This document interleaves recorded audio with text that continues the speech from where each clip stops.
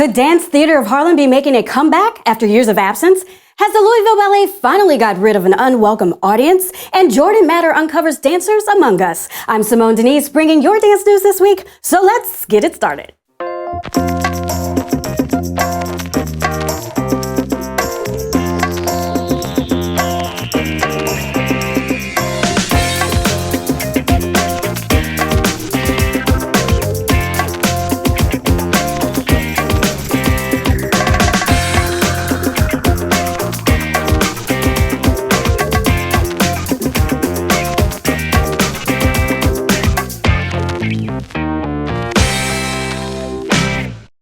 Last weekend, a festival dominated the dance scene in DC, bringing a huge array of styles and performance groups to the stage. From ballet to classical Indian dance, the VelocityDC Dance Festival truly had something for everyone. The show spread performances from 29 different groups across 5 performance lineups, targeting TV dance show watchers and encouraging them to get on up off the couch and into the theater for some live entertainment. The shows held at the Harmon Hall performed for filled audiences. And now to Alacona for her music video pick. Doing it big, loud, and colorful is the signature trademark of Miss Nicki Minaj. So of course it came as no surprise when I saw none other than Fanny Pack decorating the vibrant production of her video, The Boys. The pack gave life to the beat 'em up and rule the world choreo, while vocal artist Cassie re-emerged in this collaboration of theatrical artistry, rocking an edgy new look that puts her on the brink of becoming a member of the notorious ABDC crew.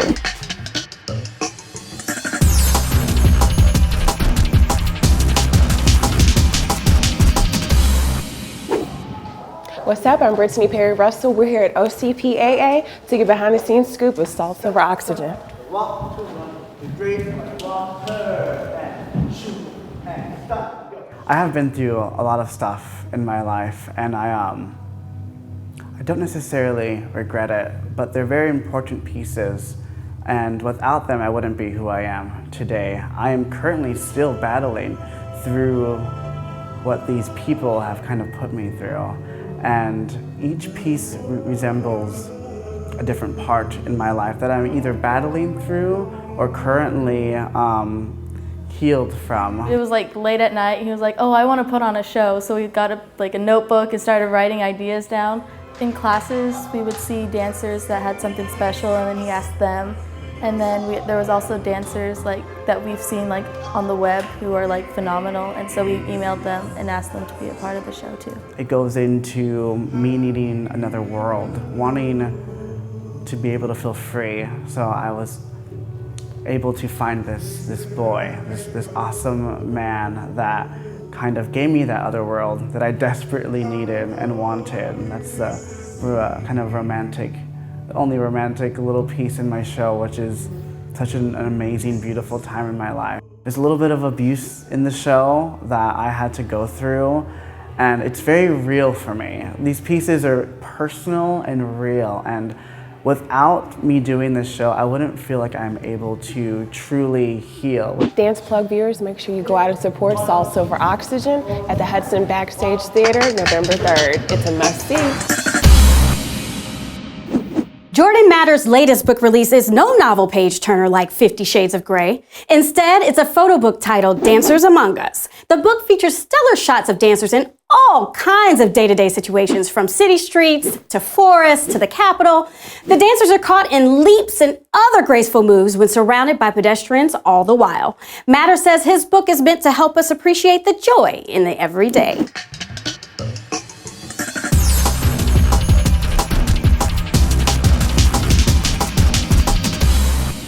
I really want people in LA to begin to work together. I mean, all these dance companies, and what I try and do is balance very challenging or thought-provoking or rich material with being accessible, being theatrical, being entertaining. So you don't go into the super esoteric, but you also don't go into commercial dance or something that's completely just spoon-feeding the audience. And then breaking down barriers between artist and audience, and starting to connect people to the artistic process. It was fantastic. It was very, very enriching, and a lot of talent. The dynamics were just so wonderful, the way that they incorporated the the speech, and each of the dancers was very different and unique. I just want to get the audience with us. I just want them to know and be invited into our space and into our world. And we have a weird, funky world. This is one of 3 nights that we had. We invited companies from around LA to join us in Vertigo's every weekend, and then we invited our friends because we want them to have a stage to perform on as well, and we want to meet them. We want to see their work as well. So I really just wanted to bring people together, and I wanted to bring artists and audiences together. Everything you feel, think, and see as an audience member is right. So what does it look like if we crack open our artistic process, we invite the audience in, and we think, hey, come on in and let's see what happens. This Sunday at 7 p.m., so the 28th of October, we have a duet by Holly and Robbie, and we have Lineage Dance performing here, and we'll be performing again. It's going to be so much fun. We want to pack the house and just have that amazing give and take with the audience. It's at the Brazil Cultural Center. All information you can find at invertigodance.org.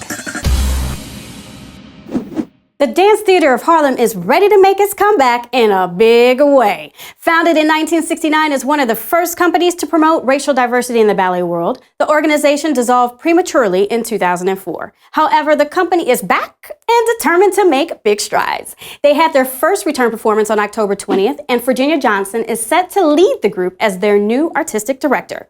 Well, we hope they find great success in their return. Did you guys know that Arthur Mitchell, founder of the Dance Theatre of Harlem, was the first African-American principal dancer in the New York City Ballet? He truly paved the way for a more progressive and diverse ballet community. Jessica Van Klaveren's dance career has taken her around the world and back. After getting her BFA in ballet at the University of Utah, she performed worldwide on numerous cruise lines, and then soon after, Jessica was teaching at conventions and studios. She has performed in Vegas as part of Show the Sky and the Las Vegas Gladiators football team dancers. After receiving her Master's of Arts in Teaching and Learning, Jessica became a dance teacher for the Valley Academy Charter School in Hurricane, Utah. Well, go girl! Joelle Martinec's new beginner lyrical combo, Free Fallin', gives you a lot of freedom to explore the nuances of the music. Enjoy the moderate tempo and really think about extending your energy as you execute the movement. For breaking a heart, and I'm free. After her less than uber successful run with her album Bionic, it seems as though Christina Aguilera is cranking up the sass and returning to her mainstream pop roots with her single, Your Body. And you know what? It's pretty freaking good. No pun intended. The beats for this song have a great vibe for jazz funk, which works synergistically with her powerhouse voice and sultry lyrics, which are also good for sexy girlography. This one's definitely gonna make it into my playlist. Back to you, Simone, for some Dirty Dish. Peel. As performers, we always love an audience, except when it comes to people like 46-year-old Walter Johnson. The homeless man was roaming a little too frequently around the Louisville Ballet, taking fights with staff and constantly peeping into the studio. Creepy! One day, the ballerina saw him at the window again, but this time, fully exposed! Well, that one got him arrested. Johnson is no stranger to the police, having been arrested many times before, on charges mostly involving alcohol, disorderly conduct, and sex offenses. But the court keeps dismissing his case. Creepy.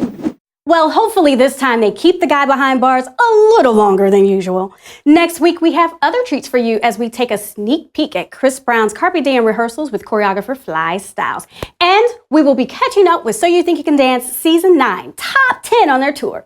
Well, that's all for now. It's been real fun. I'm Simone Denise, back next week. Until then, just let